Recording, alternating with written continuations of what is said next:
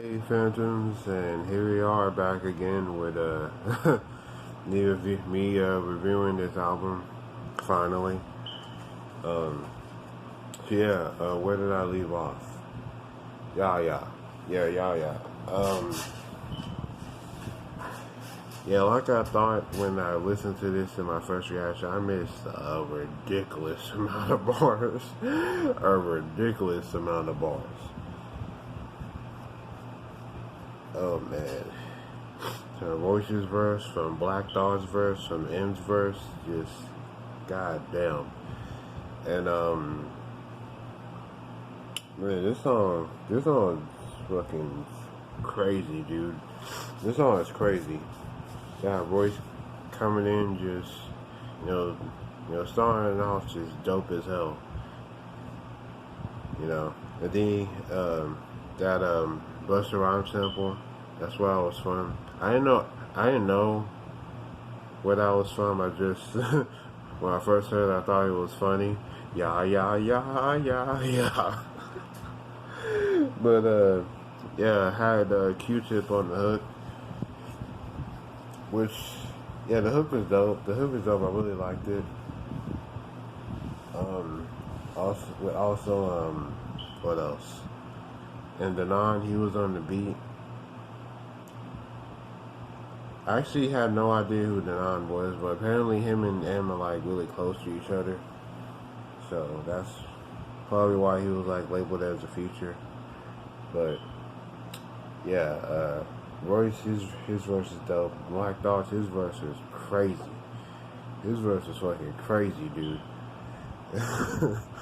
God damn, like when I first heard it, you know what I'm saying, like there was shit that I was capturing. It was like, okay, yeah, this is Black Thought, dude. Like he can go, he can fucking go, dude. But yeah, bro,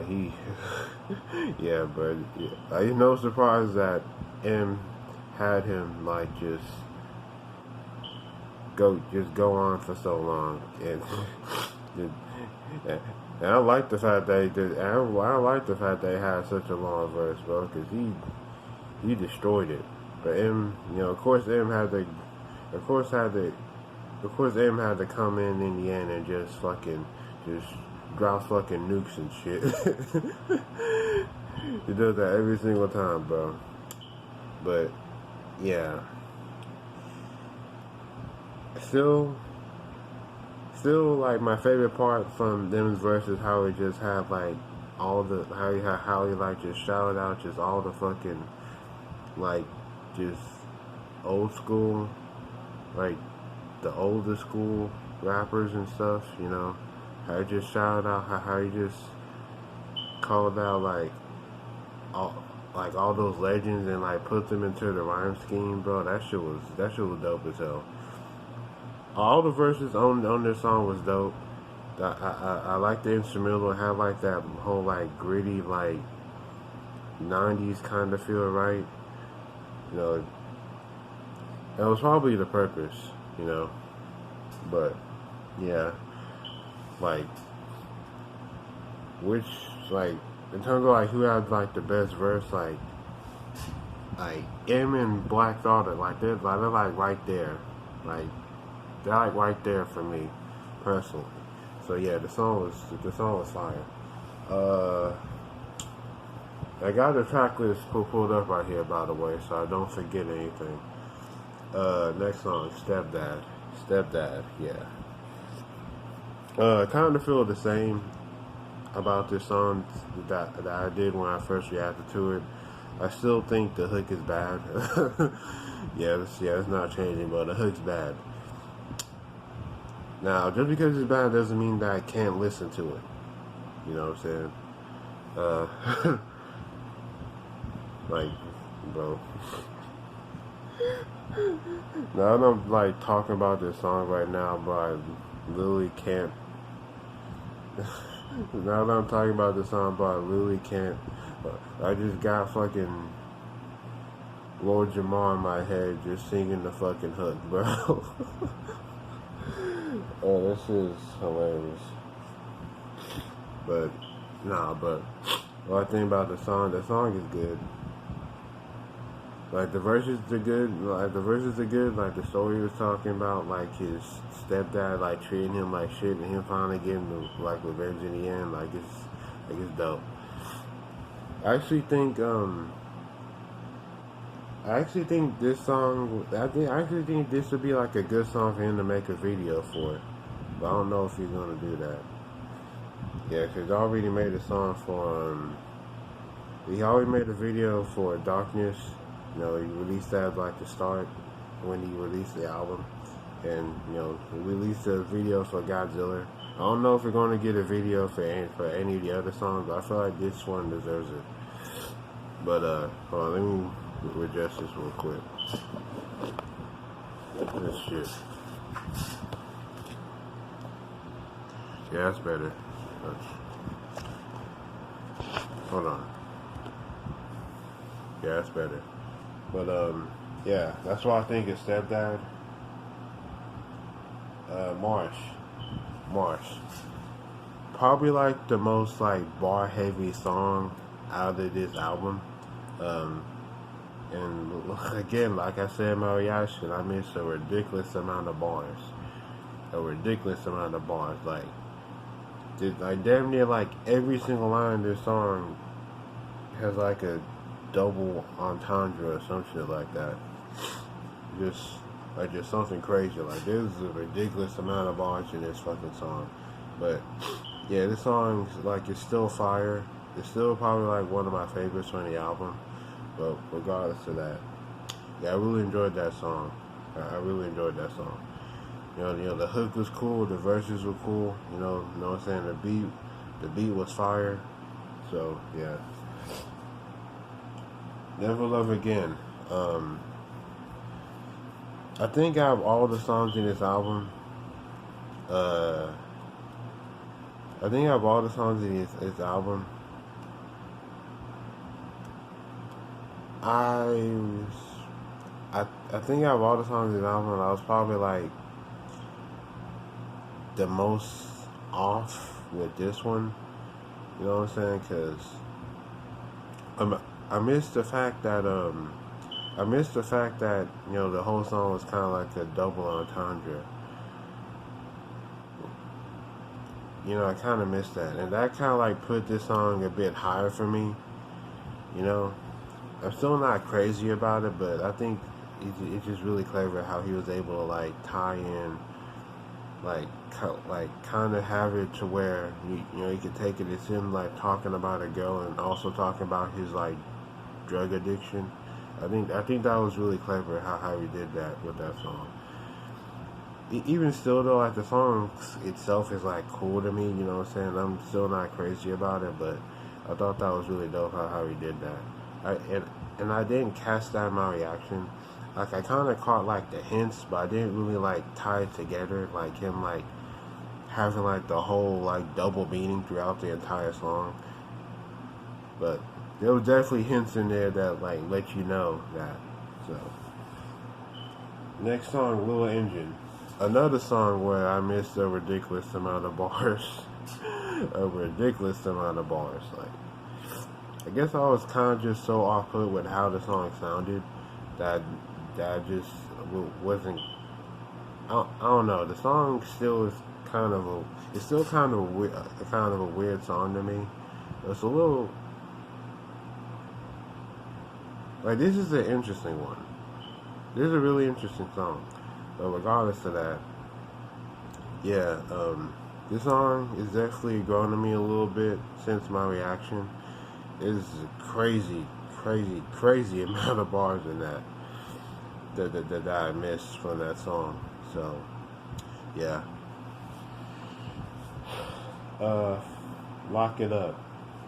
Lock It Up. Probably my favorite song from the album. Yeah, like even since I did my reaction, this song is still probably my favorite. Like in terms of like the song, like the beat is smooth, the beat is knocking. Anderson he murdered his feature on this song, and you know of course he came in like with like you know and he kind of came in with like you know the melodic flow. You know at the beginning it was like. I'm not gonna imitate it, but yeah, and he came in with like a smooth flow, like smooth, like little delivery. You know, of course he hits you with the bars. You know, that's what M does. But yeah, this song was fire. Like, yeah, this song was fire, dude. I still really enjoy this song. It's probably my favorite from the album. So, yeah, farewell. Um, farewell. This song's probably my least favorite. It's pretty much just another song of him like talking about like a dysfunctional relationship, how he's like really in love with this girl, but you know he's like how she's not good for him, but he still, but you know he has to say like farewell and all that. Um, I don't like the hook. Um, yeah, no one of the songs I don't like the hook, and the verses are cool. The verses are cool. You know, of course, when it comes to like verses like M, like he usually like just bodies those. But yeah, this song's probably my least favorite. No Regrets. Yeah, No Regrets, featuring Don Tolliver. This song's pretty overrated in my opinion. I can spit flying out my mouth. Fucking shit. Nah, but No Regrets. I'm still not crazy about the hook, but there were some things that M touched in the song where like I really liked.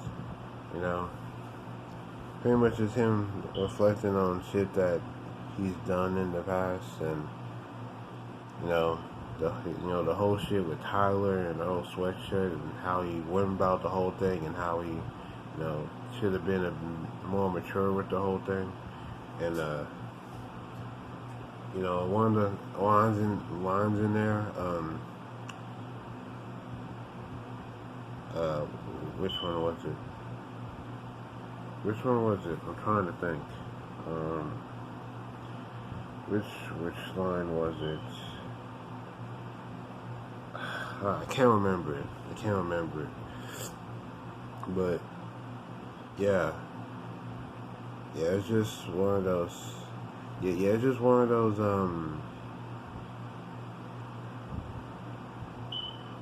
How do I put this? I haven't, the thing is, like, this is one of those songs where, like, I haven't listened to it a lot since I reacted to it, but even still, like, I still think the song's, like, kind of underrated. Um, like, M's verses, like, I like what he was talking about. I like what he was talking about in them. It's kind of like more like the chill. It's kind of like more like the chill side with like the beat and stuff. So that song, like, it definitely deserves more attention. And I will. One of like more lyrical songs on the album. It was like the last one. So yeah. This song, bro, like they, like. I can't speak. It ended. The album ended pretty strong with this song. You had like everyone on the side of the house like just going in, like just going crazy, with the fucking bars and shit, bro. And yeah, like they all killed it. Again, I missed the ridiculous amount of fucking bars from these fucking verses, bro. And, I got a little confused when I first heard this because I thought that, like when it got to Crooked's verse, I thought the whole time it was Crooked, but actually, like, switched from Crooked to Joel. But, yeah, just to touch on a few bars, hey, bro, I go ham for dead presidents. That was a line from Cricket's verse. That shit was fire. That shit was crazy, dude. Any more?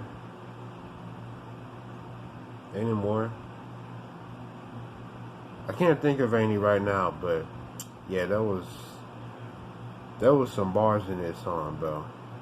There was some bars in this song. Everyone did their thing. My favorite verse obviously was M's. Obviously was M's. Crooked, he was probably like second. Then like Royce, then Joel. Well, you could go either way with like Joel and Royce, but yeah, this is a very strong way to end the album. You know what I'm saying? They had his Lord Jamar diss, which I didn't talk about for some reason. I don't know how the fuck I missed that. They're talking about how his group's off the chain, but he was the weakest link. Which, you know what I'm saying, is it really wrong? Cause you don't see like Grand Poobah or, you know what I'm saying, like you don't see the members of his group on the internet talking shit, trolling niggas to get fucking attention. Like they don't gotta do that shit, bro. But for some reason, fucking Lord Jamar does. It's just, you know, Vlad's couch fucking bringing all this attention to his channel so he can make some fucking money off your fucking name, you fucking moron. Moron, dude. Anywho, yeah, that's the whole album. Went through it song track by track. Now, what I think about it as a whole, I think this is probably like out of like the 3 albums that M's released, you know, since he like came back after his hiatus, like post all that. Yeah, I think this is probably my favorite out of like Revival and Kamikaze, and this is probably my favorite out of those 3. Now, how do I rank this against M's other albums? I don't know. I have no clue. I definitely don't think it's